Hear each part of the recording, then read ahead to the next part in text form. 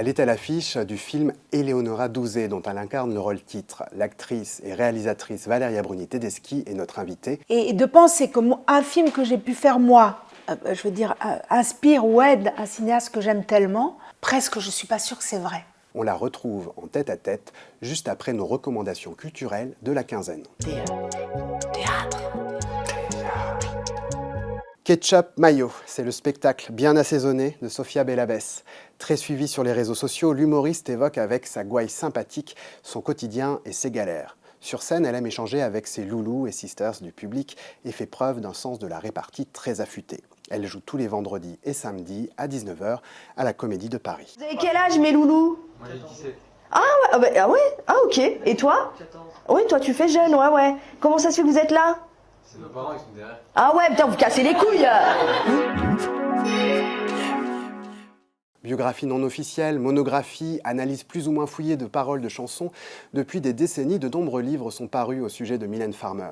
La diva pop, éditée au Seuil, aborde la star et son œuvre sous l'angle des sciences humaines. Maîtresse de conférences, spécialiste des études culturelles et de genre, Isabelle Marc s'appuie sur quelques-uns des tubes de l'artiste et de ses clips pour nous raconter ce qu'ils disent de nous ou de la société. Par exemple, comment Sans Contrefaçon a préfiguré la question queer telle qu'on l'entend aujourd'hui, ou bien encore la dimension politico-existentielle que revêt Désenchanté. Des pages passionnantes. Exposition.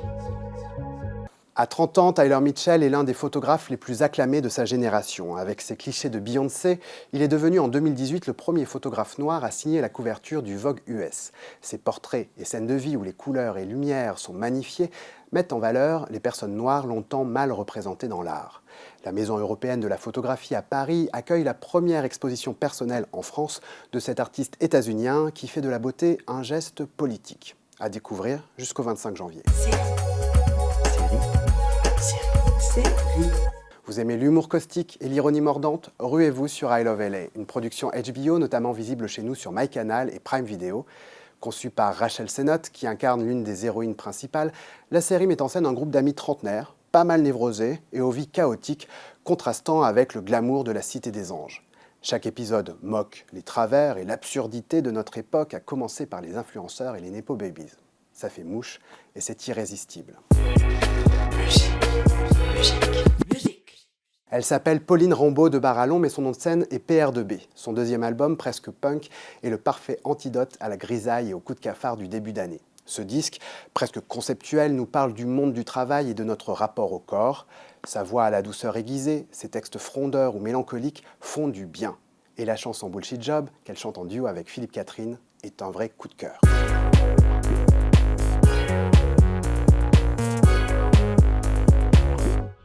Valeria Bruni Tedeschi, bonjour. Vous êtes à l'affiche d'Eleonora Duse, qui sort le 14 janvier. Vous incarnez une des figures du théâtre italien du début du XXe siècle. Comment est-ce que vous présenteriez cette artiste au public français qui ne la connaît pas forcément? Sur l'affiche, il y a écrit « c'est la Sarah Bernard italienne ». En fait, ce n'est pas du tout la Sarah Bernard italienne. C'est justement un peu, presque on pourrait dire, l'opposé de Sarah Bernard, dans le sens que c'est quelqu'un qui a révolutionné, je pense, le jeu de l'acteur, qui a compris quelque chose de la modernité du jeu de l'acteur, qui jusque-là était une imitation des émotions. Ce qui était intéressant, c'était de vivre vraiment et de chercher vraiment la vérité des émotions. Et donc, oui, je pense que c'est un précurseur, je ne sais pas si on dit une précurseuse, du jeu moderne de l'acteur. D'ailleurs, Strasberg l'aimait beaucoup et c'est une icône de l'acteur studio parce qu'ils ont reconnu quelque chose chez elle, voilà, de ce que Strasberg aussi avait révolutionné dans le jeu de l'acteur. Je vous propose de passer à l'interview Plagioscope et au cours de ce petit entretien, je vais vous poser des questions posées par d'autres journalistes à d'autres personnalités. Question de Tétu à Camille Cotin. Pour quelles raisons pourriez-vous être amené à refuser un rôle? Parce que le metteur en scène ou la metteuse en scène qui me le propose m'ennuie. Un rôle magnifique, un scénario magnifique, un metteur en scène très important, je m'ennuie, je ne le fais pas. Très bien. Question de Society à Bastien Bouillon. Votre César, il vous a apporté de la sérénité? Alors je rappelle que vous avez eu un César du meilleur espoir féminin en 1994. Pour les gens normaux, n'ont rien d'exceptionnel. Est-ce que ça a changé quelque chose pour vous? Oui, ça a changé que j'ai eu plus de travail tout de suite après. Mais après, j'ai eu une grande traversée du désert. Donc ça booste sur le moment.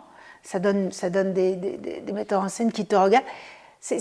Voilà. Au fond, je trouve ça un peu triste qu'il faille un César pour que les metteurs en scène ouvrent les yeux sur des acteurs ou des actrices qui de toute façon, peut-être ils les ont vus, mais ils ont le César, alors on le regarde mieux. Non, on voit ou on ne voit pas. Mais bon, c'est comme ça. Ça met la lumière sur des... Donc ça donne un peu plus de travail, mais ça ne donne pas de sérénité, non, pas du tout. Alors, question pour la réalisatrice. C'est une question de cinématiseur à Yorgos Lanthimos. Quel retour d'un cinéaste sur votre travail vous a le plus touché? Quelqu'un m'a dit que ce réalisateur de valeurs sentimentales, Joachim Trier, a dit qu'il aimait beaucoup les amandiers et que même il l'avait vu avant Valeurs sentimentales. Et moi, j'ai beaucoup aimé Valeurs sentimentales, donc j'ai trouvé ça vraiment, je ne sais pas si c'est vrai, mais si c'est vrai, ça m'a énormément flattée.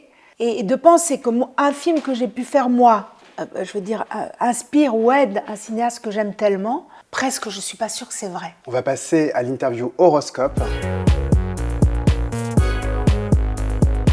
Première question de cette interview horoscope. Est-ce que vous vous intéressez à l'astrologie? Est-ce que vous lisez vos horoscopes? Pas trop, non. Pas trop. Je les lis parfois pour rigoler, mais j'ai jamais bien compris s'il fallait lire le signe ou l'ascendant. Si à un moment c'était plus important l'ascendant ou le signe, à un moment on m'a dit à partir d'un certain âge, c'est l'ascendant qui devient... Alors je ne sais pas qu'est-ce que je dois lire. Non, je ne m'intéresse pas énormément, non. Vous êtes né un 16 novembre, comme l'acteur Jacques Gamblin, l'actrice Maggie Gyllenhaal, sœur Emmanuelle et le magicien Garcimore. Des quatre, duquel ou de laquelle vous sentez-vous la plus proche? De sœur Emmanuelle. Je sais pas, je la connais pas bien, mais je sais pas, ça me vient comme ça de dire elle, parce que j'aurais pu être bonne sœur. Je pense que c'est une chose qui pourrait avoir eu du sens pour moi, ou moine. Oui, me réfugier dans un travail spirituel et faire un travail spirituel comme ça de ma vie, c'est quelque chose que j'aurais pu faire. Il y a des liens entre le spirituel et le cinéma, la vocation, pour moi, oui. Pour moi, il y a... Oui, évidemment. Ça ne veut pas dire que quand on fait du cinéma... Je pense qu'il y a des films, des réalisateurs croyants et des réalisateurs et réalisatrices qui se disent pas croyants. Je pense qu'il y a des films qui ont la foi à l'intérieur, même de la part de réalisateurs qui se disent pas croyants. Par exemple, Bergman, je pense qu'il ne se disait pas croyant, mais pour moi, dans ses films, il y a la foi. Et Scorsese, lui, se dit croyant. Et pourtant, c'est des films très violents. Ouais. Donc, voilà, il y a un lien énorme, et en tout cas, c'est complètement passionnant. Si j'étais étudiant en cinéma, par exemple, je pourrais faire une thèse là-dessus, avoir envie de faire une thèse là-dessus. Les réactions de la femme scorpion peuvent parfois être exagérées, mais cela constitue leur système de défense. C'est vrai. Dis donc, je vais commencer à m'intéresser à l'astrologie, parce que c'est vraiment ça. Je suis très exagérée. Ma fille, elle m'appelle Drama Queen. Vraiment, je suis très exagérée, et c'est une façon, oui, de me défendre, pas seulement des autres, mais de la réalité, de la difficulté de la réalité, de mon incapacité à vivre. C'est une façon de me protéger, de me défendre. Ouais, c'est vrai. On va passer à votre scope à vous, le Bruni-Tédescope.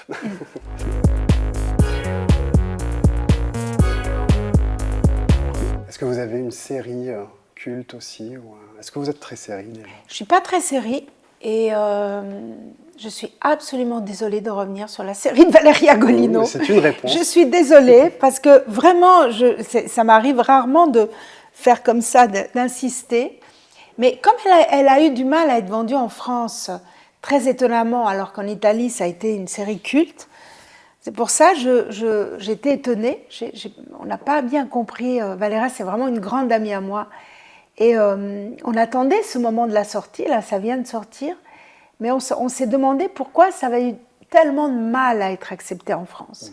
C'est l'art de la joie. C'est l'art de la joie qui, le livre, n'a pas été édité en Italie. Le livre était considéré trop scabreux, trop avant-gardiste, trop fou pour l'Italie. Donc il a été édité en France.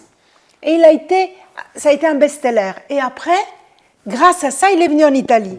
Et là, pour le film, c'est exactement le contraire. C'est inverse.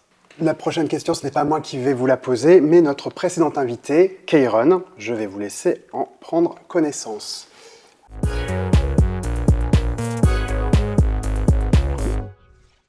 Prochaine invitée, qui que tu sois, si un jour tu pouvais avoir un pouvoir surnaturel, quel serait ce pouvoir et surtout pourquoi? C'est trop de responsabilités, vous me donnez. Vous me donnez beaucoup de responsabilités. C'est la question de Keiron. Vous avez peur d'abuser de ce pouvoir, si vous en avez un? J'ai peur de me tromper et de le mal utiliser. Vous savez, dans les fables, on dit « Et alors, tu as un souhait ». Et alors, il est là, il dit de manger 4 poulets. Et après, il se dit, merde, j'aurais pu demander 10 000 choses beaucoup plus intéressantes, beaucoup plus belles, beaucoup plus importantes. Au lieu de j'ai demandé 4 poulets. Donc, on a peur de mal utiliser une grande possibilité comme ça de pouvoir arrêter une guerre ou pouvoir soigner des enfants dans un hôpital ou pouvoir faire que ma mère vive encore 15 ans, ou faire que je revienne en arrière et je fasse différemment une chose que j'ai pensé avoir mal faite. Peut-être je ferai ça.